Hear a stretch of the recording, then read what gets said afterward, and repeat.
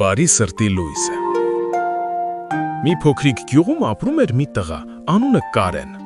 Նա շատ հարուստ չէր, բայց ուներ ամենաթանկ բանը աշխարհում՝ բարի սիրտ։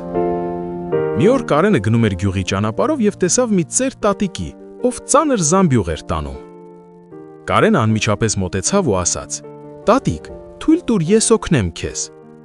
Նա վերցրեց զամբյուղը եւ տարավ մինչեւ տատիկի տունը։ Տատիկը ժպտաց ու ասաց. «Դու շատ բարի երեխա ես, բարությունը միշտ վերադառնում է մարդուն»։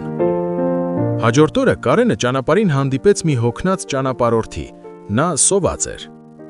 Կարենը իր պայուսակից հանեց իր փոքրիկ հացը եւ կիսեց նրա հետ։ Երբ երեկոն եկավ, գյուղի վրա կարծես մի մեղմ ու ոսկեգույն լույս իջավ։ Մարդիկ ասում էին, որ երբ ինչ-որ մեկը շատ բարի գործ է անում, աշխարհը մի փոքր ավելի լուսավոր է դառնում։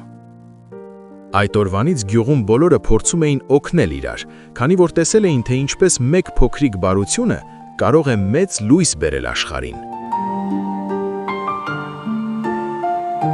Բարությունը փոքր բաներից է սկսվում, բայց կարող է մեծ ուրախություն բերել շատ մարդկանց։